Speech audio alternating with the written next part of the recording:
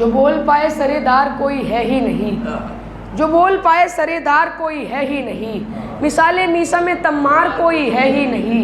وہ کہہ رہے تھے کہ فرار کوئی ہے ہی نہیں، مگر فرات کے اس پار کوئی ہے ہی نہیں۔ ارق ارق ہے جبین ستم کے لشکر کی، ارق ارق ہے جبین ستم کے لشکر کی، جری سے لڑنے کو تیار کوئی ہے ہی نہیں، جری سے لڑنے کو تیار کوئی ہے ہی نہیں۔ چلائیں فرات شیر کی ہیبت سے ہو گئی خالی، فرات شیر کی ہیبت سے ہو گئی خالی، چلائیں کس پر یہ تلوار کوئی ہے ہی نہیں، چلائیں کس پر یہ تلوار کوئی ہے ہی نہیں۔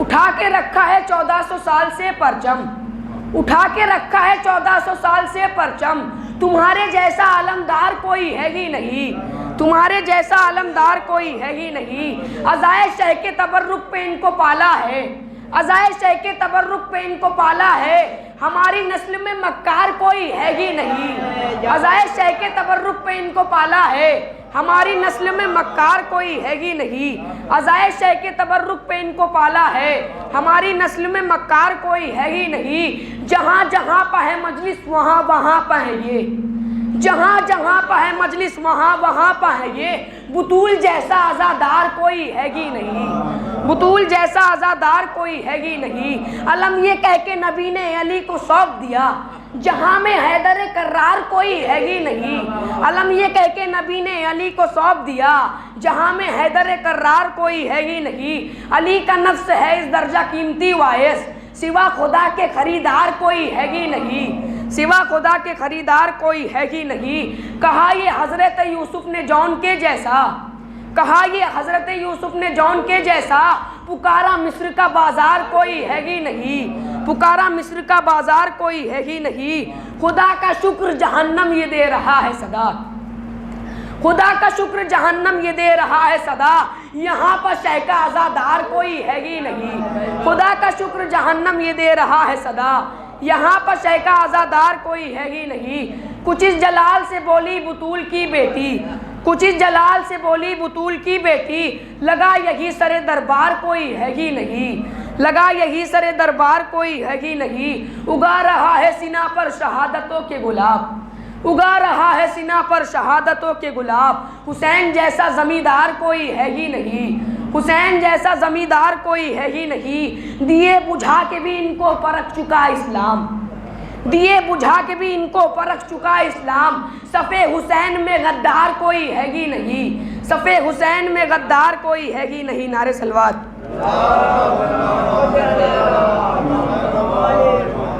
کروں گا بات ادب کی حدود کے اندر کہ دین بند ہو جیسے درود کے اندر، علی کے نام کا نعرہ وہی لگاتے ہیں، علی کے نام کا نعرہ وہی لگاتے ہیں، حلال خون ہے جس کے وجود کے اندر، حلال خون ہے جس کے وجود کے اندر۔ نعرہ صلوات۔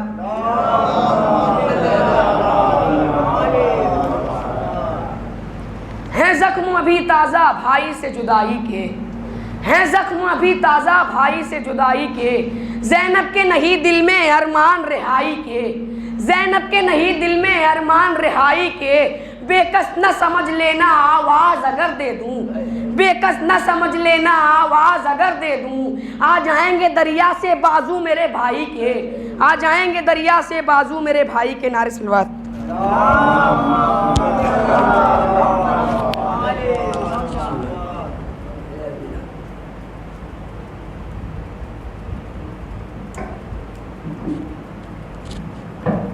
التماس کر رہا ہوں بڑے ہی ادب و احترام کے ساتھ ذکر اہل بیت عالی جناب مولانا محمد اجاز صاحب قبلہ سے ممبر پہ تشریف لائیں۔ نعرہ صلوات۔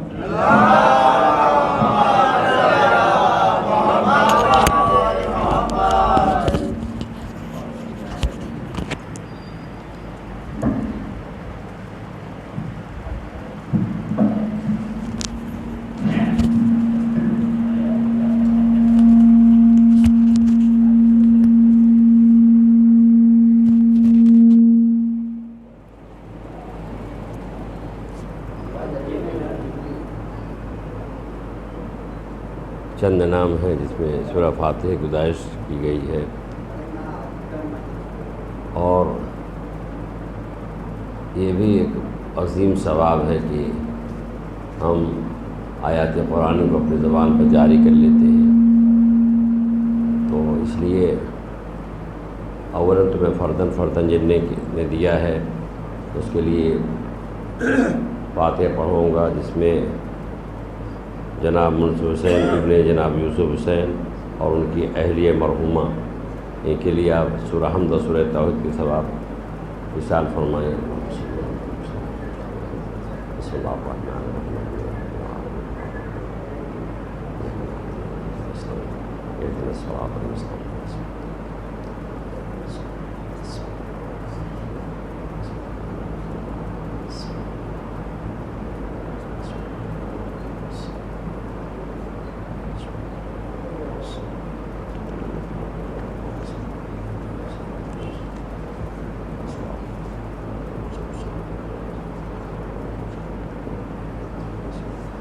اور ایک بار ثواب حاصل کریں، اور جناب سید علی سبطین رضوی ابن جناب سید حسین صاحب ان کا ثواب وصال فرمائیں۔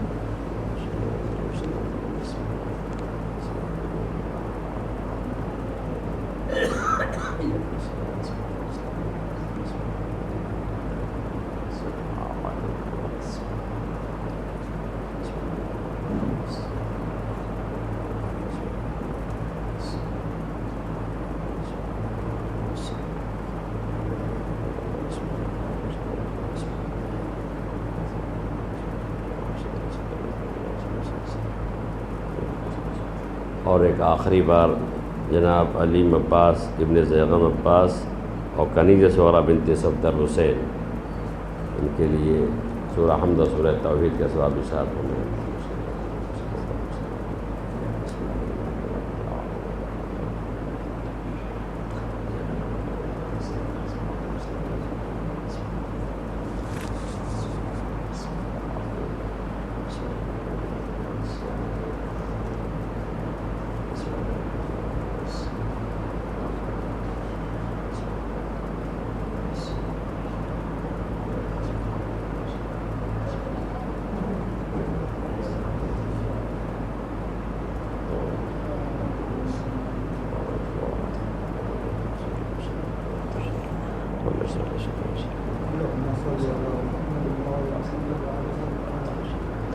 اعوذ باللہ السمیع العلیم من الشیطان الرجیم، حسبنا اللہ ونعم الوکیل ونعم المولا ونعم النصیر۔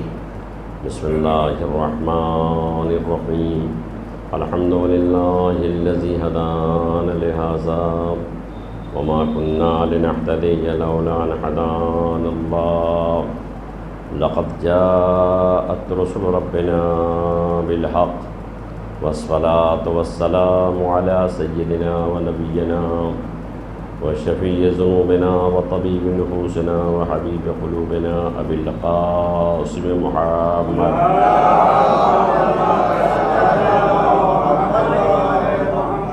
وآله الطيبين الطاهرين المعصومين، ولعنة الله على أعدائهم أجمعين من يومنا هذا إلى قيام يوم الدين۔ أما بعد، فقد قال الله تبارك وتعالى في كتابه الكريم: بسم الله الرحمن الرحيم، ومن يبتغي غير الإسلام دينا فلن يقبل منه وهو في الآخرة من الخاسرين۔ صلی اللہ علیہ وسلم۔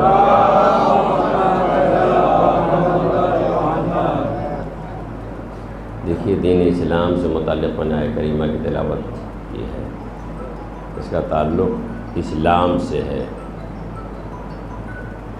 ارشاد الہی ہے کہ من یبتغی غیر الاسلام دینا فلن یقبل منہ، جو اسلام کے علاوہ کوئی اور دین اختیار کرے گا، قیامت میں وہ دین اس سے قبول نہیں کیا جائے گا۔ وہ فی الآخرۃ من الخاسرین، اور وہ آخرت میں نقصان اٹھانے والوں میں سے رہے گا۔ یہ بہت ہی اہم موضوع ہے، اور ظاہر ہے کہ اسلام یہی بنیاد ہے، یہ اہم ہے، اور یہ مذہب جو مذہب اسلام ہے یہ کوئی نیا مذہب نہیں ہے، یہ سب سے قدیم ہے، اور یہ خداوند عالم کا بنایا ہوا دین ہے، خداوند عالم کا یہ مقرر کردہ دین ہے، یہ الہی دین ہے، یہ قدرتی دین ہے۔ اس کے بہت ساری خصوصیات ہیں جو اور مذاہب میں نہیں پائے جاتے۔ یہ دین اسلام جناب آدم ہی لے کر کے آئے، ایسا نہیں ہے کہ نبی لے کر، یہ تو جناب آدم ہی سے شروع ہو گیا، جناب آدم ہی پہلے نبی ہیں جو اسلام لے کر کے آئے۔ اب میں اکثر اس کی مثال کچھ اس انداز سے دیتا ہوں، صاحب یہ وہی اسلام ہے جو جناب آدم لے کر کے آئے اور پیغمبر اسلام کے زمانے تک اور آج تک وہی اسلام چل رہا ہے، یہ وہی اسلام ہے؟ ہاں یہ وہی اسلام ہے، اس میں کوئی فرق نہیں ہے۔ تو آپ کہہ سکتے یہ تبدیلیاں کیسے کیسے آتی گئیں؟ تبدیلیاں بدلاؤ بھائی دیکھیے، جناب آدم جب لے کے آئے تو کئی لوگ تھے، اور جناب آدم جناب ہوا اور ان کے بیٹے تب حابیل قابل، اس طرح سے سلسلہ بڑھتا گیا۔ بھائی تو افراد کم تھے تو اس کے لحاظ سے تھا، تو بڑھتے بڑھتے بڑھتے بڑھتے جناب نوح کا زمانہ آیا وغیرہ وغیرہ، کیوں ہوتا ہوتے تو ظاہر سے پیغمبر اسلام تک آئے تو سلسلہ بڑھتا رہا بڑھتا رہا بڑھتا رہا۔ اب یوں دیکھیے کہ کسی کالج میں کسی مدرسے میں چند لڑکے ہیں تو قانون ان کے لحاظ سے بنا، تعداد بڑھتی گئی، قانون میں تبدیلیاں پیدا ہوتی رہیں۔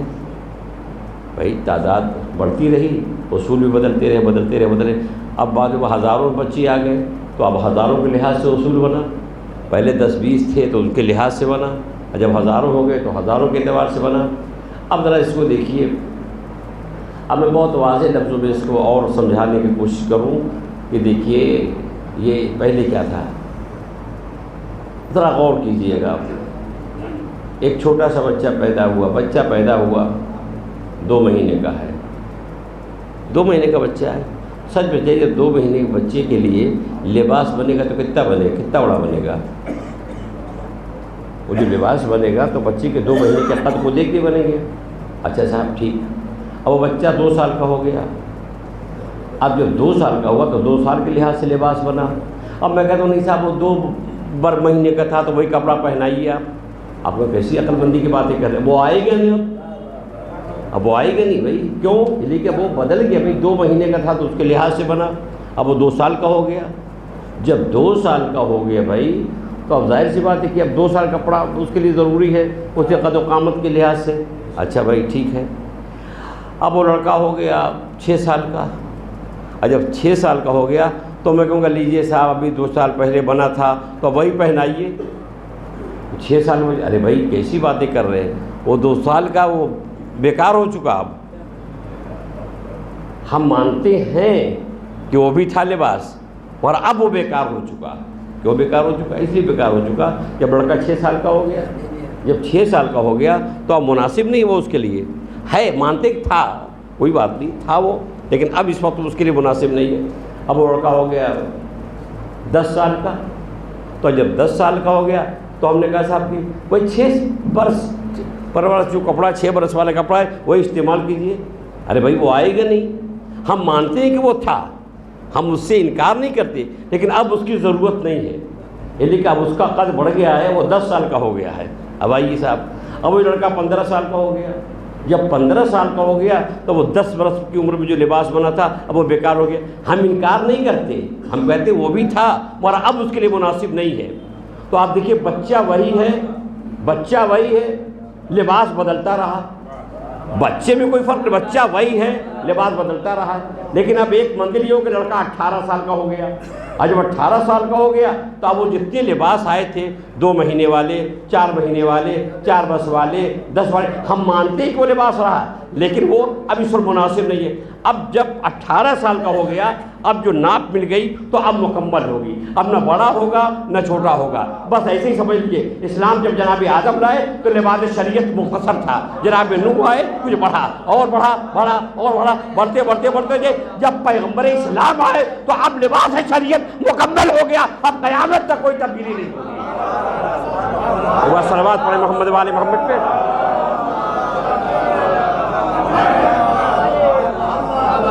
غور کر رہے ہیں، دیکھیے ہم یہ نہیں کہتے کہ 2 مہینے والا لباس صحیح نہیں تھا وہ بھی، لیکن جب بڑا بچہ ہوا تو اب اس کے لحاظ سے ہوا۔ ہم مانتے ہیں کہ 4 برس کا جو لباس بنا وہ لباس بیکار نہیں ہے، وہ بھی تھا، لیکن اب جب وہ 10 سال کا ہو گیا تو مناسب نہیں ہے۔ ہاں اب جب وہ لڑکا وہی 18 سال کا ہو گیا تو اب جو لباس آئے گا وہ جو ناپ آئے گا مکمل ہوگا۔ تو آپ دیکھیے جناب آدم آئے ہمیں یقین ہے وہ بھی شریعت ہے، جناب نوح آئے ہمیں یقین ہے وہ بھی شریعت ہے، جناب ابراہیم آئے ان کی شریعت پر بھی یقین ہے، انبیاء کی شریعتوں پر ہمیں یقین ہے۔ لیکن جب اسلام کا وسعت بڑھی، جب اسلام مکمل ہو گیا، ارشاد ہوا الیوم اکملت لکم دینکم، آج میرے دین کو کامل کر دیا۔ جب دین مکمل ہو گیا تو اس کا مطلب ہوا اب لباس شریعت مکمل ہے قیامت تک، نہ وہ چھوٹی ہوگی نہ بڑی ہوگی، اب مکمل آ گیا اسلام۔ یہ قرآن کہہ رہا ہے الیوم اکملت لکم دینکم واتممت علیکم نعمتی، تو آج میرے دین کو کامل کر دیا۔ تو دیکھیے انبیاء رہے وہی، دین وہی رہا، اسلام وہی رہا، لباس شریعت بدلتا رہا۔ شریعت بدل، ان کی شریعت کچھ تھی، ان کی شریعت کچھ تھی، ان کی شریعت کچھ تھی، ان کی شریعت تھی، اب ہماری شریعت کچھ ہے پیغمبر اسلام کی شریعت۔ اب آپ کہتے ہیں ہم تو توریت ہی پڑھیں گے، ارے بھائی جو پڑھنی تھی پڑھ چکے، اب آپ قرآن پڑھیے۔ تو ہم تو انجیل ہی پڑھیں گے، ارے بھیا وہ جو تھی ہمارا عقیدہ ہے، ہمارا یقین ہے، سب کچھ ہے، لیکن اب آپ قرآن پڑھیے، جو ہمارے نبی کی کتاب ہے وہ آپ قرآن پڑھیے۔ تو صاحب یہ ہے اسلام۔ تو اسلام وہی جناب آدم سے ہے، وہی اسلام آج تک کی ہے، اور حالات درمیان بدلتے رہے، بدلتے رہے، اب آئیے یہاں تک پہنچے۔ اب ذرا دیکھیے اسلام کے معنی کیا ہیں۔ اس چیز کے 2 معنی ہوتے ہیں، ایک لغوی معنی، ایک اصطلاحی معنی۔ ایک لغت میں، ایک اصطلاح میں۔ اصطلاح ایک مخصوص جماعت جو مل کے بنائے اسے کہتے ہیں اصطلاح۔ جیسے مثال میں دوں، صلاۃ، صلاۃ کے معنی دعا کے، عربی لغت آپ کھول کے دیکھیں گے صلاۃ تو اس میں نماز نہیں ملے گا آپ کو، صلاۃ کے معنی دعا کے لغت میں۔ لیکن آپ شریعت کی اصطلاح میں صلاۃ اس عمل کو کہتے ہیں جس میں قیام ہو، جس میں رکوع ہو، جس میں سجدہ ہو، جس میں قرات ہو، اسے کہتے ہیں۔ ایک بار صلوات پڑھے محمد والے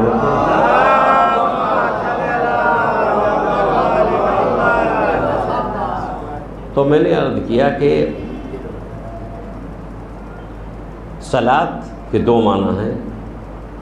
ایک صلاۃ کے معنی ہے دعا کے، جب لغت آپ کھول کے دیکھیے گا تو لغت میں صلاۃ کے معنی دعا، لیکن شریعت کی اصطلاح میں جب بولیں گے آپ تو اسے کیا کہیں گے؟ صلاۃ کے معنی ایسا عمل، ایسی عبادت جس میں قیام ہو، جس میں قرات ہو، جس میں رکوع ہو، جس میں سجدہ ہو۔ اب جب ہم بولتے ہیں صلاۃ تو کوئی دعا نہیں سمجھتا، اب صلاۃ سمجھتے ہیں یہی نماز کو جس میں رکوع ہو، ٹھیک ہے؟ تو ایسے ہی اسلام کے 2 معنی ہیں، ایک اسلام کے معنی ہے لغت میں، ایک اسلام کے معنی اصطلاح میں۔ اصطلاح میں اسلام کہتے ہیں اللہ کی وحدانیت کے ایک ہونے کا، اللہ کے ایک ہونے کا اقرار کرنا، ہمارے آخری نبی نے جس شریعت کو رواج دیا ہے اس شریعت کی پابندی کرنا، یہ ہے اسلام۔ لیکن لغت میں جب آپ اسلام دیکھیں تو اسلام کے معنی سر نہادن بطاعت، اللہ کے حکم کے سامنے سر جھکا دینا، یہ ہے لغت میں اسلام۔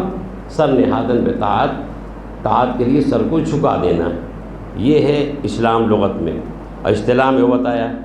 اب میں اس لیے آیتیں پڑھتا ہوں، دیکھیے کہ قرآن مجید میں لغوی معنی بھی استعمال ہوئے ہیں۔ اب ارشاد ہو رہا ہے کہ وَإِذْ يَرْفَعُ إِبْرَاهِيمُ الْقَوَاعِدَ مِنَ الْبَيْتِ وَإِسْمَاعِيلُ رَبَّنَا تَقَبَّلْ مِنَّا إِنَّكَ أَنْتَ السَّمِيعُ الْعَلِيمُ رَبَّنَا وَاجْعَلْنَا مُسْلِمَيْنِ لَكَ وَمِنْ ذُرِّيَّتِنَا أُمَّةً مُسْلِمَةً لَكَ وَأَرِنَا مَنَاسِكَنَا وَتُبْ عَلَيْنَا إِنَّكَ أَنْتَ التَّوَّابُ الرَّحِيمُ رَبَّنَا وَابْعَثْ فِيهِمْ رَسُولًا مِّنْهُمْ يَتْلُو عَلَيْهِمْ آيَاتِكَ وَيُعَلِّمُهُمُ الْكِتَابَ وَالْحِكْمَةَ وَيُزَكِّيهِمْ وَإِنَّكَ أَنْتَ الْعَزِيزُ الْحَكِيمُ۔ یہ آیت میں نے پڑھ دی۔ ارشاد ہو رہا ہے کہ جناب ابراہیم اور اسماعیل خانہ کعبہ کی دیواروں کو بلند کر رہے تھے۔ دیکھیے بنیاد رکھنا اور بلند کرنے میں فرق ہے، بلند کرنے میں بنیاد رکھنے میں فرق ہے۔ جناب ابراہیم اور اسماعیل بنیاد نہیں رکھ رہے ہیں، بلند کر رہے ہیں۔ مثلا فرض دیکھیے کہ یہاں صاحب بنیاد بھری ہوئی ہے، اب آپ اس کو دیوار کو اٹھا رہے ہیں تو دونوں فرق ہے، بنیاد تو پڑ چکی ہے آپ دیوار اٹھا رہے ہیں.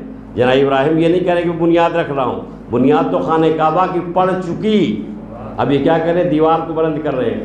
قرآن کہہ رہے ہیں اذ یرفع ابراہیم القواعد من بیت و اسماعیل، جناب ابراہیم و اسماعیل خانہ کعبہ کی دیواروں کو اٹھا رہے ہیں، بنیاد نہیں رکھ رہے ہیں، اٹھا رہے ہیں اور اٹھاتے جا رہے ہیں اور اللہ کے بارگاہ میں دعا کر رہے ہیں ربنا تقبل منا، اے اللہ تو ہماری خدمت کو قبول فرما.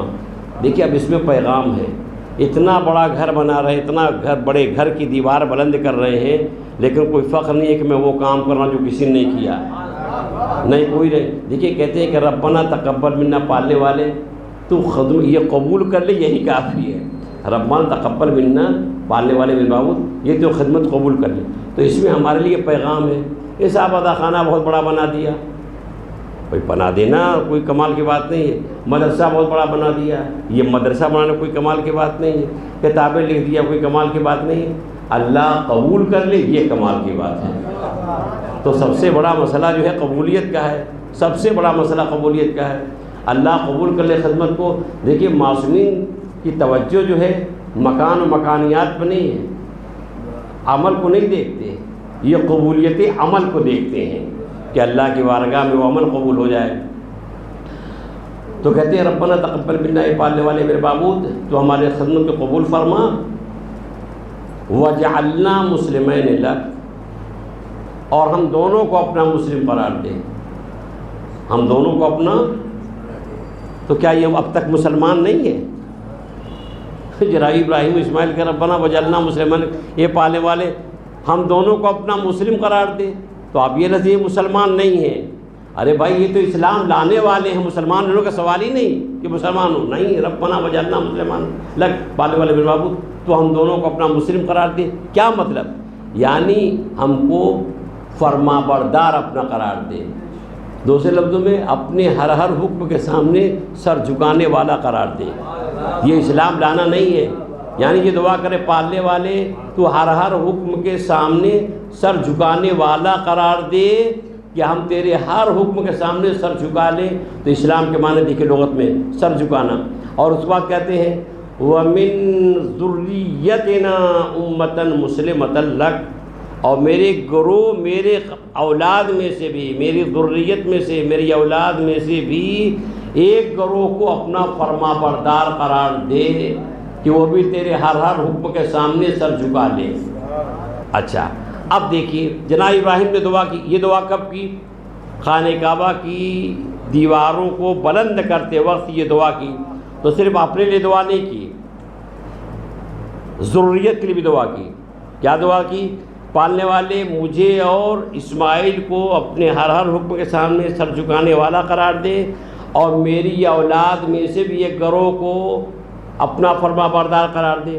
اس کا مطلب یہ بتانا چاہتے ہیں صرف دعا کرو تو اپنے لیے نہیں کرو، بلکہ آنے والی اولاد کے لیے بھی کرو کہ اولاد بھی ہو تو صالح ہو، اولاد بھی ہو تو نیک ہو، اولاد بھی ہو تو محب اہل بیت ہو، اولاد بھی ہو تو عزادار ہو. لیکن اس سے کیا فائدہ ہے؟ اس دعاؤں سے ہمیں یہ پیغام ملا صرف اپنے تک اکتفا نہ کیجیے کہ میں نہیں، میں سے آگے بڑھیے. پالنے والے میری اولاد میں سے بھی، میری اولاد میں سے بھی. ایک بار صلوات پڑھیں محمود والے. اب غور کیجیے، بہت ہی بات ہے، لطیف بات ہے کہ آپ دیکھیں کب دعا کر رہے ہیں. اپنے دعا کرنے کے ساتھ ساتھ اولاد کے لیے وَمِن ذُرِّيَّتِنَا، اور میری اولاد میں سے بھی ایک گروہ کو اپنے ہر حکم کے سامنے سر جھکانے والا قرار دے. اچھا اپنی اولاد نے مانگ لیا، یعنی اپنے نہیں، اپنی اولاد کے لیے بھی. تو اس کا مطلب ہمارے لیے پیغام ہے کہ ہم بھی جب دعا کریں تو اپنی اولاد کے اولاد در اولاد، اولاد در اولاد در اولاد کے لیے دعا کریں. اب دیکھیے جناب ابراہیم نے دعا کی. اب جناب ابراہیم علیہ السلام نے دعا کی، غور کیجیے گا، من ذریتنا، میری اولاد میں سے. اور اولاد ذریت کہتے ہیں اولاد کو، ذریت کہتے ہیں اولاد کو. دیکھیے میرا مقصد یہ بھی کہ ہمارے نوجوان اور بچے اس پتر کو سمجھے. ذریت کہتے ہیں اولاد کو، ٹھیک ہے. جناب ابراہیم علیہ السلام نے قرآن مجید اگر آپ پڑھیں تو اندازہ ہوگا کہ ہر جگہ ذریت کو یاد کیا ہے. چند آیتیں آپ کے سامنے پیش کرتا ہوں، غور کیجیے گا. اور یہ بھی آپ کو یقین ہے کہ 9 بجے سے پہلے پہلے مجلس تمام ہو جائے گی، یا بہت تو 9 بجے تک، اس سے زیادہ نہیں. آپ سے زیادہ میری نگاہ گھڑی پہ رہتی ہے. تو دیکھیں کہاں کہاں ضروریت بھی یاد کرتے ہیں. ارشاد ہو رہا ہے ربنا انی اسکنت من ذریتی بواد غیر ذی زرع عندک بیتک المحرم. پالنے والے میں نے اپنی بعض اولاد کو لا کر کے تیرے محترم گھر خانہ کعبہ کے پاس لا کے بسا دیا ہے. غیر ذی زرع وہ زمین ہے جہاں کھیتی نہیں ہو سکتی، کھیتی کے لائق وہ زمین نہیں ہے، پتھریلی زمین ہے، وہاں کھیتی نہیں ہوتی، وہاں لا کے اولاد کو بسا دیا. ٹھیک خانہ کعبہ کے پاس جناب اسماعیل اور ان کی والدہ کو لا کے وہاں بسا دیا، جناب حاجرہ کو وہاں بٹھا دیا. ٹھیک خانہ کعبہ کے پاس بسا دیا.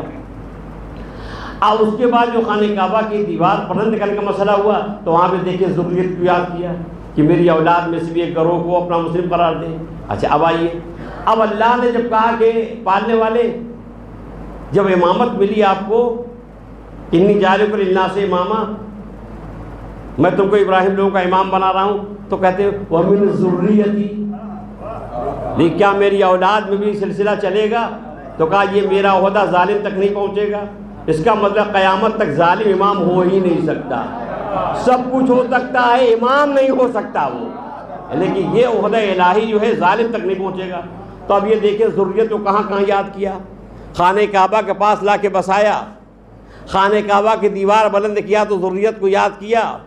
امامت کا مسئلہ ہے تو ضروریت کے لیے امام کو مانگ لیا. اور اس کے بعد جب نماز کا وقت ہے کہ رب اجعلنی مقیم الصلاۃ ومن ذریتی ربنا وتقبل دعا، اے پالنے والے مجھ کو نماز قائم کرنے والا قرار دے اور میری اولاد کو بھی نماز قائم کرنے والا قرار دے. دیکھیے پڑھنا اور ہے، قیام کرنا اور ہے. پڑھنے والے کہیں پڑھ سکتے ہیں لیکن قائم کرنے والے تیروں کی بوچھار میں قائم کرتے ہیں. ایک بار صلی وقت پڑھے محمود والے محمد پہ. صاحب ضروریت کو دیکھیں، ضروریت کو کتنا یاد کیا، ضروریت کو کتنا یاد کیا. اب آگے بڑھیے آپ. وہی دعا تمام نہیں ہو گئی. کہتے ہیں کہ پالنے والے ارینا مناسکنا، ہم کو ہماری عبادت کی جگہوں دکھا دے. تم ارینا، ہماری توبہ کا قبول کر لے. انکا انت التواب الرحیم، تو بہت توبہ قبول کرنے والا رحم کرنے والا ہے. اب اس کو دیکھیے دعا کر رہے ہیں. یہ دعا بلاتے دعا کہاں کر رہے ہیں؟ خانہ کعبہ کی دیوار کو بلند کرتے اٹھاتے ہوئے دعا کر رہے ہیں. کیا کر رہے ہیں؟ اب دیکھیے اور دعائیں آگے بڑھ رہی ہیں. ربنا، اے میرے پروردگار، ربنا وبعث فیہم، ان میں بھیج، ان میں مکے والوں میں انہی میں سے ایک رسول بھیج. اور رسول کیسا ہو جو تیری آیات کی تلاوت کرے، تیری آیات کی تلاوت کرے اور ان کو کتاب حکمت کی تعلیم دے، ان کے نفسوں کو پاک کرے. انکا انت العزیز الحکیم، اور پالنے والے تو غالب اور حکمت والا ہے. دیکھیے جہاں جہاں 6 جگہ اللہ کا نام لیا ہے، کیا حکمت سے نام لیا ہے. جہاں کہا اللہ ہماری دعا کو قبول کر لے، ہماری خدمت کو قبول کر لے، تو وہ کہا انکا انت السمیع العلیم، تو سننے والا جاننے والا ہے. آجا توبہ قبولیت کی بات ہے، وہ کہا انکا انت التواب الرحیم، کہا وہاں تواب الرحیم ہے. جہاں رسول بھیجنے کی بات آئی وہاں کہتا ہے انکا انت عزیز الحکیم، تو حکمت والا ہے. جب تیری حکمت تقاضا کرے تو کہا ربنا وبعث فیہم، کہ اللہ ان میں بھیج ایک رسول جو انہی میں سے ہے. بھیج، دیکھیے بھیج میں اور پیدا کرنے میں فرق ہے. جب میں کہوں کے ساتھ فلاں کو لکھنؤ سے بھیجیے، اس کا مطلب وجود ہے. اگر میں کہوں پیدا کر، لیکن فرق ہے. جناب ابراہیم کے ربنا وبعث فیہم، اے اللہ ان میں بھیج ایک رسول، تو اس کا مطلب وہ رسول کہیں ہے، وہ رسول کہیں ہے. جس طرح اشارہ پالنے والے بھیج، ان میں بھیج، اس کا مطلب یہ ہوا کہ کسی محمد کی غیبت پہ جناب ابراہیم کو یقین ہے. اب وہ وہاں رسول ہے کہاں، تو اس کو ہر شخص نہیں بتا سکتا وہ رسول کہاں ہے. نہیں سمجھے وہ کہاں ہے وہ رسول. ربنا وبعث فیہم، یہ اللہ ان میں بھیج ایک رسول، تو رسول ہے کہاں. اس کا مطلب وہ پیدا ہونا نہیں ہے، پیدا ہو چکا، جس کا اشارہ یہ اللہ بھیج ان کو. اس کا مطلب وہ کہیں ہے، تو وہ کہیں ہے تو کوئی اور کسی مذہب کے لوگ اس کا ترجمہ نہیں کر سکتے. جس کا غیبت پر ایمان ہے وہی ترجمہ کر سکتا ہے کہ وہ غیبت کے پردے میں ہے.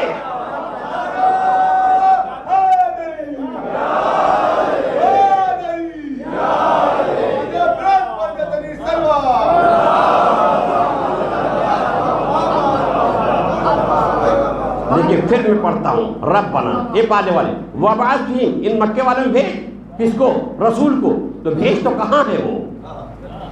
ارے کہیں تو ہے، تو کہیں ہے، تو رسول کہاں ہے؟ اس کا مطلب غیبت پہ ہے.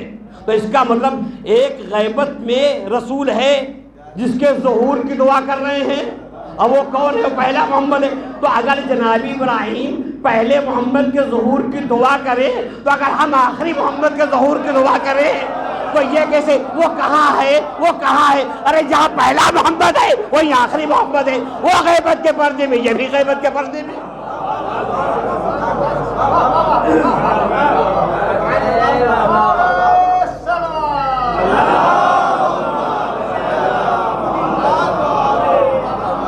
اچھا، اب جناب ابراہیم کی دعا مستجاب ہوئی. اب ذرا غور کیجئے گا، ایک ایک دعا پر دیکھیے گا.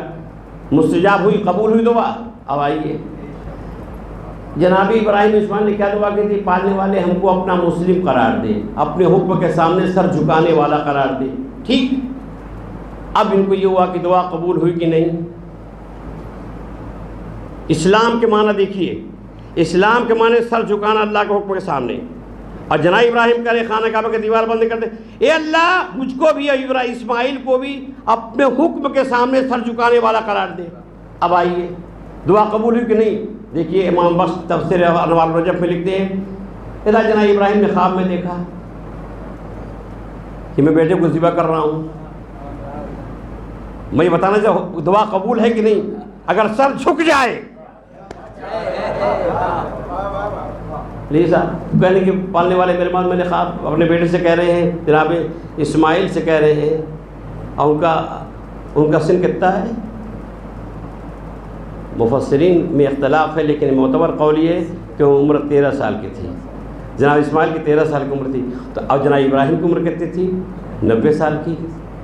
90 سال کی عمر ہی. اچھا، 90 سال کی عمر ان کی، 13 سال کی عمر بیٹے کی. تو 90 سال کا بوڑھا باپ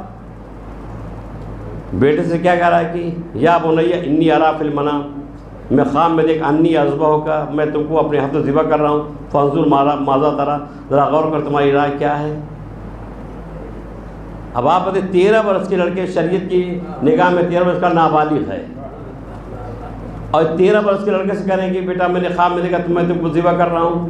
اور بھی یہ نہیں کہہ رہے کہ حکم خدا، کہتے ہیں میں خواب دیکھ رہا ہوں. ایک تو خواب میں دیکھ رہا ہوں تو رات ذبح. تو جناب اسماعیل یہ بھی کہتے ہیں بابا یہ خواب و خیال کی باتیں ہیں،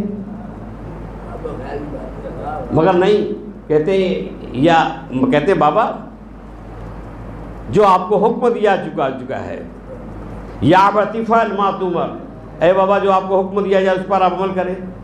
دیکھیے یعنی کتنا یقین ہے. وہ کہہ رہے ہیں خواب، بیٹا کہہ رہا ہے جو آپ کو حکم دیا جا چکا ہے اس پر آپ عمل کیجئے. اس کا مطلب یہ ہوا کہ 13 سال کے ہیں لیکن وحی کی زبان کو سمجھتے ہیں.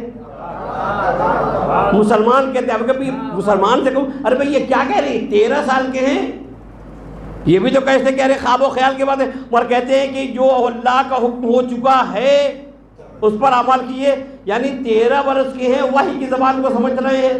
اما جب جناب اسماعیل 13 سال کے ہو کے وحی کی زبان کو سمجھتے ہیں، تو اب اگر رسول عشیرہ میں علی میں بیچارے نبی کے رسول کا وعدہ کرے تو یہ بھی تو کہو کہ 13 سال کے ہیں مگر یہ بھی وحی کی زبان کو سمجھتے ہیں، یہ بھی وحی کی زبان کو سمجھتے ہیں. اب جناب علی جو ذکر کر دیا کہ میں نے خواب دیکھا اور بیٹے نے کہہ دیا کہ بابا آپ عمل کیجئے جو آپ کو حکم دیا جا چکا ہے. دیکھیے یہیں تک آیت ہوتی تو یہ ہوتا کہ صاحب کراہیت ہے، مجبوری ہے، جبر و اکراہ ہے. لیکن جناب اسماعیل اس کو ساتھ ساتھ کہتے ہیں کہ ستجدنی انشاءاللہ من الصابرین، بابا آپ مجھ کو صبر کرنے والوں میں سے پائیے گا. دیکھیے خاص بات یہ ہے کہ اس میں یہ نہیں ہے کہ بابا مجھے آپ صبر کرنے والا پائیے گا، یہ بھی صحیح بات تھی، مجھے صبر کرنے والا پائیے گا، اور وہ یہ بات نہیں کہہ رہے، کہتے ہیں کہ آپ مجھ کو صبر کرنے والوں میں سے پائیے گا. اس کا مطلب یہ ہوا کہ جناب اسماعیل کی عصمتی نگاہ ایک ایسی فہرست پر تھی، ایک ایسی فہرست پر تھی جن سے صبر کرنے والے تھے. اشارہ کے پہلے انہیں صبر کرنے والوں میں سے مجھ کو پائیے گا. ستجدنی انشاءاللہ من الصابرین. اب دیکھیے قرآن اس کے بعد کیا رہا ہے، وَلَمَّا أَسْلَمَا، جب دونوں نے حکم خدا کے سامنے سر جھکا دیا، وہاں دعا پالنے والے اپنے حکم کے سامنے سر جھکانے والا قرار دے۔ اب جناب ابراہیم نے یہ خواب بیان کر کے دیکھا کہ دعا قبول نہیں ہوئی کہ نہیں۔ اب قرآن کہہ رہا فلما اسلم، تو مسلمین کو اسلمہ کی روشنی میں دیکھیے، جب دونوں نے حکم خدا کے سامنے سر جھکا دیا، یعنی باپ پہ ذبح کرنے کے لیے، بیٹی نے ذبح ہونے کے لیے، اس کا مطلب یہ ہوا کہ جناب ابراہیم نے دعا کی ہے وہ دعا مستجاب ہو گئی اور حکم خدا کے سامنے سر جھکا دیا۔ اب آئیے دوسرا فقرہ، میرے ذریتنا امۃ مسلمۃ لک، اور میرے ذریت میں سے بھی ایک اولاد کو، ایک گروہ کو اپنا مسلم قرار دے۔ بڑا طویل موضوع ہے۔ اچھا یہ دعا کب کی انہوں نے؟ سینکڑوں برس پہلے، ایک دو برس پہلے نہیں، سینکڑوں برس پہلے۔ جب سینکڑوں، میں تھوڑا مختصر خاکہ پیش کر دوں۔ جناب ابراہیم کے بعد جناب اسحاق، جناب اسحاق کے بعد جناب یعقوب، جناب یعقوب کے بعد جناب یوسف، اور جناب یوسف کے 400 سال کے بعد جناب موسیٰ، جناب موسیٰ کے بعد جناب عیسیٰ، جناب عیسیٰ کے بعد تقریباً 500 سال فترت کا زمانہ۔ فترت کے زمانہ اس زمانہ کہتے ہیں اس میں کوئی نبی نہ ہو اور نبی کے جانشین اور اوصیاء کے ذریعے سے ہدایت ہوتی رہے۔ تو جناب عیسیٰ کے بعد 500 فترت کا زمانہ جس میں اوصیاء کے ذریعے سے دین کی ہدایت ہوتی رہی، اور اس کے بعد ہمارے پیغمبر اسلام تشریف لائے۔ تو اس کا مطلب جناب ابراہیم کی دعا کرنے میں، حضور کے آنے میں سینکڑوں سال کا فاصلہ رہا، اور دعا جناب ابراہیم نے جو وہ مستجاب ہوئی۔ اس کا مطلب ہم سے یہ سبق ملا کہ اگر ہم نبی کے آخری جانشین کے لیے ظہور کی دعا کریں اور دعا میں تاخیر ہو جائے تو دل تنگ ہونے کی ضرورت نہیں ہے۔ اس طرح سے جناب ابراہیم کی دعا سینکڑوں سال بعد مستجاب ہوئی، ویسے ہماری بھی دعا مستجاب ہوگی۔ آپ ہاتھ پہ ہاتھ ارے جناب ابراہیم نے دعا کی، اما آپ فاصلہ دیکھیے، ہزاروں سال کا فاصلہ ہے جناب ابراہیم کی دعا کرنے میں اور حضور کو دنیا میں تشریف لانے میں، کتنا طویل فاصلہ ہے۔ تو آخر پیغمبر اسلام کا ظہور ہوا تو دل تنگ ہونے کی ضرورت نہیں ہے۔ اس طریقے سے پیدا سب سے پہلے کیا اور سب سے آخر میں بھیجا، غیبت کے پردے میں رکھا، ویسے اللہ نے ہمارے امام کو غیبت کے پردے میں رکھا ہے۔ ہم دعائیں کریں گے ویسے ہی جیسے جناب ابراہیم نے پہلے محمد کے ظہور کی دعا کی، ویسے ہم آخری محمد کے ظہور کی دعا کریں گے۔ اب آئیے صاحب پھر بات دیکھیے، اللہ نے لا کر کے جناب ابراہیم نے لا کے بسا دیا جناب اسماعیل و حاجرہ کہاں؟ خانہ کعبہ کے پاس۔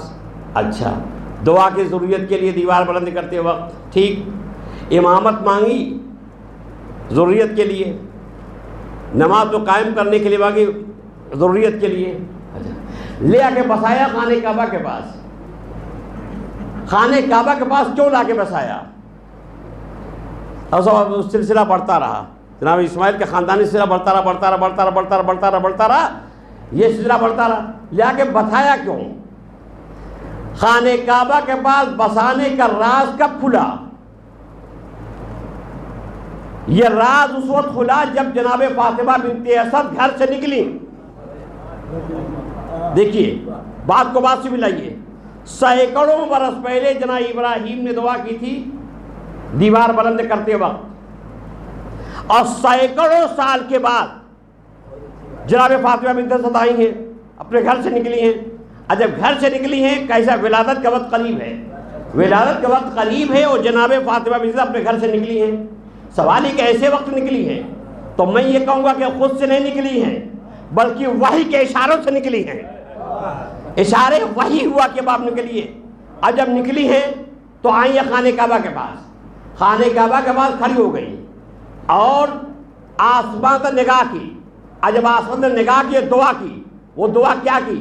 یا رب انی مومنۃ بکا، اے پالنے والے میرے معبود میں تجھ پر ایمان لائی، ایک وبکل کتاب انزلتہ، اور ہر اس کتاب پر جو تو نازل کیا، وبکل رسول ارسلتہ، اور ہر اس رسول پر جس کو تو نے بھیجا، ومصدقۃ، اور میں تصدیق کرتی ہوں، بکلامک، تیرے کلام کی، وبکلام الخلیل ابراہیم، اور تیرے ابراہیم خلیل ابراہیم کے تصدیق کرتی ہوں کلام کی، اور وہ بحق، اور اس کے بعد کہتے ہیں کہ اسالک، میں سوال کرتی ہوں، بحق انبیاء المرسلین، تیرے بھیجے ہوئے انبیاء کا واسطہ دے کر کے، وہ ملائکۃ المقربین اور مقرب فرشتوں کا واسطے سے، وہ بحق الجنین اور اس بچے کے صدقے میں واسطہ دے کر جو میرے رحم میں ہے، اللہ میری تکلیف کو دور کر دے۔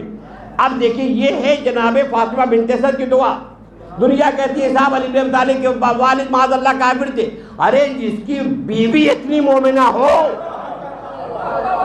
جس کی بیوی اتنی مومنہ ہو، اور دیکھیے یاد رکھیے گا ہمارے نبی کے آباء و اجداد یا اولاد ابراہیم میں سے تھے جن کے لیے جناب ابراہیم کی دعا تھی، اے پالنے والے اور میری اولاد میں سے ایک گروہ کو بھی اپنے ہر حکم کے سامنے سر جھکانے والا قرار دے۔ یہ ہمارے نبی کے سارے آباء و اجداد سب موحد تھے، سب اللہ کو ماننے والے تھے، سب اقرار کرنے والے تھے، حکم خدا کے سامنے سر جھکانے والے تھے۔ یہ سب کے سب پورا سلسلہ عربی آپ زیارت وارثہ پڑھنے کرتے ہیں امام حسین صاحب کے، اشہد انک کنت نورا فی الاسلاب السابقہ، میں گواہی دیتا ہوں کہ آپ بزرگ صلبوں میں نور تھے۔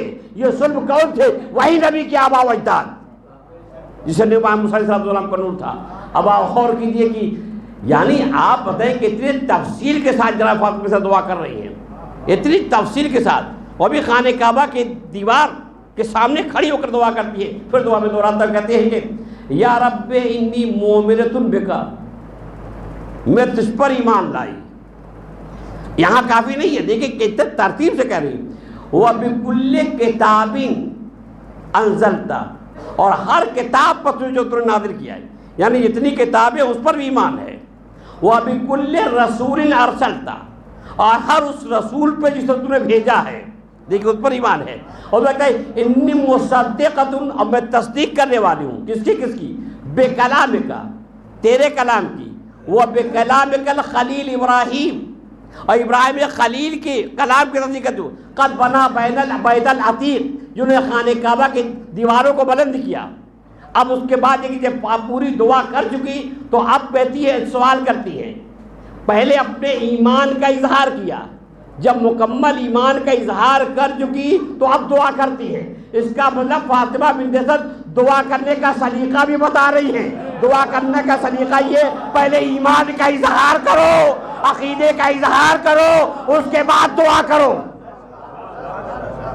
اب دیکھیں یہی انداز ہے نماز جنازہ میں، ایک مرنے والے کی دعا کرنے کے لیے کیا اہتمام ہے، ذرا غور کیجئے گا۔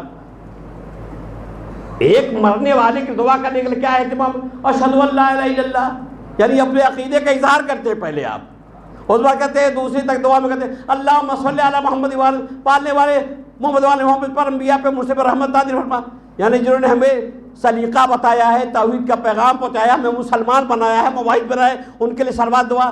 اور اس کے بعد تیسری دعا میں کہتے ہیں، کیا کہتے ہیں آپ، اس کے بعد کہتے ہیں پالنے والے میرے معبود مومنات کو بخش دے۔ اب مومنات کو بخش مت چاہتے میں کہتے ہیں پالنے والے اس مرنے والے کو بخش دے۔ اس کا مطلب یہ ہوا کہ فوراً مرنے والے کی دعا نہیں کیا، مرنے والے کی دعا کرنے کے لیے آپ نے بہت اہتمام کیا، اہتمام کرنے کے بعد دعا کیا۔ دعا کرنے کا طریقہ یہ، پہلے اقرار کیا جائے، پھر انبیاء پر صلوات بھیجی جائے، مومنین کے لیے دعا کیا جائے، اس کے بعد مرنے والے کی دعا کیا جائے۔ جناب فاطمہ بنت اسد دعا کرنے کا سلیقہ بتا رہی، پہلے ایمان کا اظہار کرو، انبیاء کی کتابوں کا اظہار کرو، رسولوں پر اظہار کرو، جب سب کر لو تب اس کے بعد اپنی دعا کرو۔ اب جب سب اللہ پر ایمان کا اظہار کر چکی، جناب خلیل اور کتابیں انبیاء پر سب اظہار کر چکی، اقرار کر چکی، تو اب کہتی اسألک، میں سوال کرتی ہوں، کس پر؟ بحق انبیاء المرسلین، انبیاء مرسلین کا واسطہ ہے، ملائکۃ المقربین، مقربین کا واسطہ ہے، اور اس بچے کا واسطہ ہے جو میرے رحم میں ہے۔ اس کا مطلب بچے کی بھی معرفت ہے، تو بچہ کس شان کا ہے، اگر معرفت تو بچے کو واسطہ وسیلہ نہ بناتی، اور کہتی ہوں بحق الجنین، اس بچے کا واسطہ جو میرے رحم میں پالنے والے ہمارے مشکل کو آسان کر دے۔ اب دیوار میں در بنا، اب بات کو بات ملائیے، جناب ابراہیم نے کہاں دعا کی تھی؟ دیوار کو بلند کرتے وقت، کس کے لیے؟ اولاد کے لیے۔ جناب فاطمہ بنت اسد آئی تو جناب ابراہیم کا اقرار کر رہی ہے کہ میں ابراہیم کو بھی اقرار کر رہی ہوں جنہوں نے خانہ کعبہ کی دیوار کو بلند کیا، میرے مشکل کو آسان کر دے۔ تو اس کا مطلب یہ ہوا آپ کسی کتاب میں نہیں ہے، لیکن آگے پیچھے کے باتوں کو ملا کے لگتا ہے کہ ممکن ہے کہ خانہ کعبہ میں دیوار وہی بنی ہو جہاں ابراہیم نے اولاد کے لیے دعا کی ہو۔ ایک بار صلوات پڑھیں محمد والے محمد۔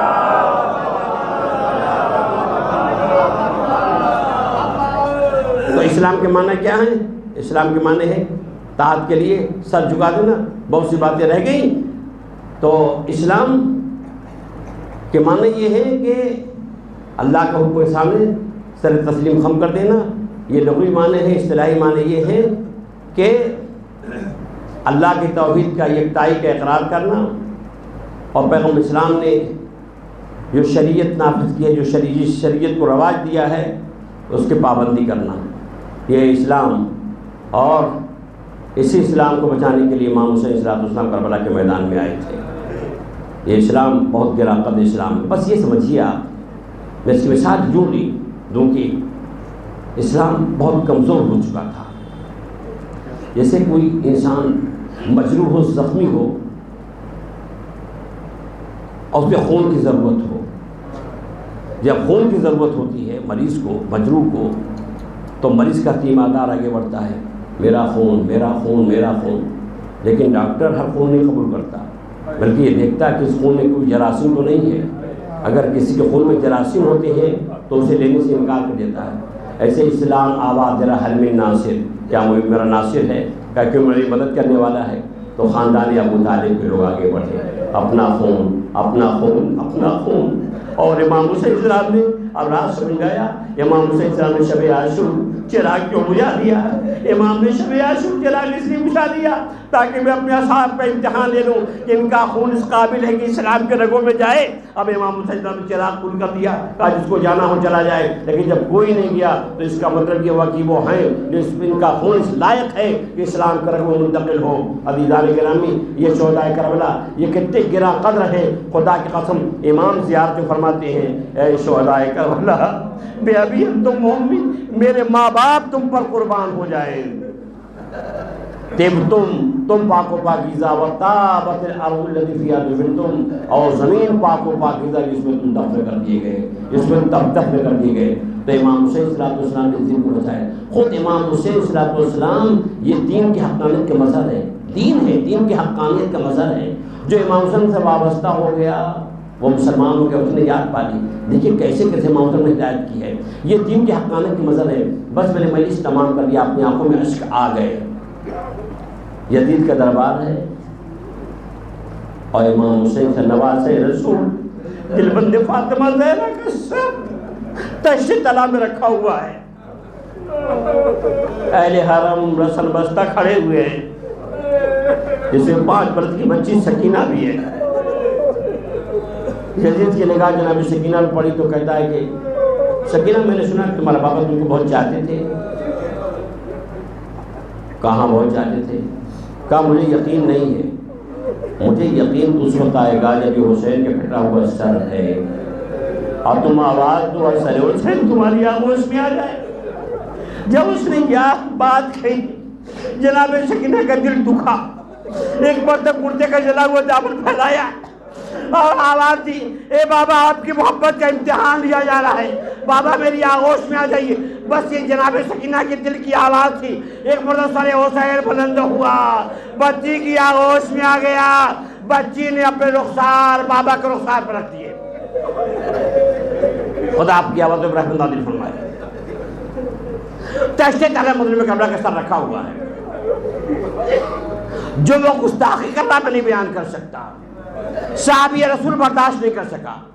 اور یزید تو کہتے ہیں، یزید کو ڈانٹے کہتے ہیں ارقم، یزید کیا کر رہا ہے؟ میں نے خود رسول اسلام کو دیکھا ان لبوں کو چونتے ہوئے، ان لبوں کو بوسا دیتے ہوئے، چھڑی کو ہٹا دے۔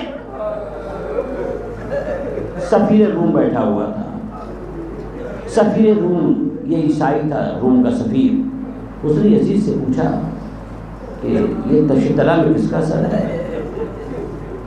اس نے کہا تم پوچھ کے کیا کرو گے؟ کہا میں اس لیے پوچھ رہا ہوں کہ جب میں اپنے ملک جاؤں گا، روم جاؤں گا تو لوگ مجھ سے پوچھیں گے تم نے کیا دیکھا کیا سنا، تو میں چاہتا ہوں تو بتاؤ۔ تو یزید نے کہا کہ یہ رسول کی بیٹی کے بیٹے حسین کا سر ہے۔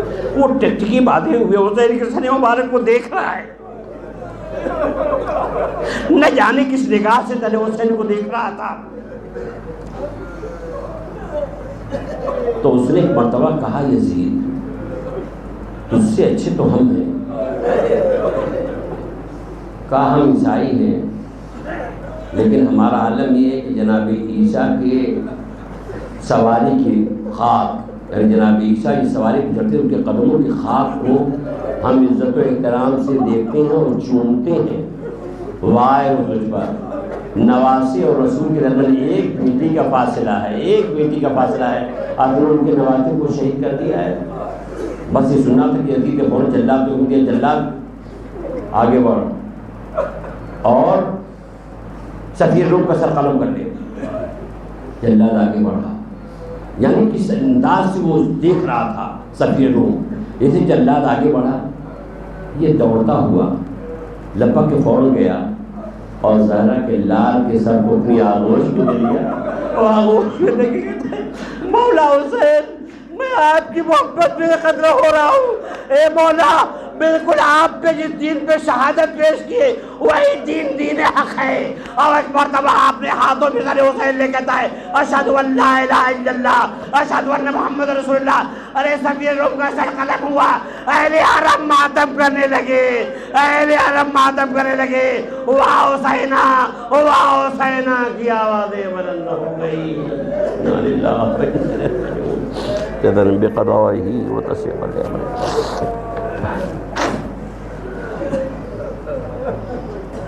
گزارش ایک بار سورہ حمد اور 3 بار سورہ توحید کے علاقہ کر ان تمام حضرات جنہوں نے اپنے مرحومین کے اصحال ثواب کے لیے پرچے دیے ہیں، سب کی ارواح کو سورہ حمد اور سورہ توحید کی طرف مگر ثواب اشارت فرمائیں۔ بسم اللہ الرحمن الرحیم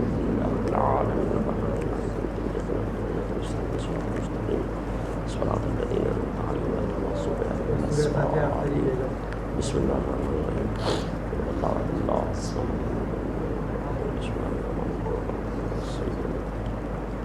بسم اللہ نقل اللہ والصلاة بسم اللہ علیہ محمد جناب علی عباس بن عباس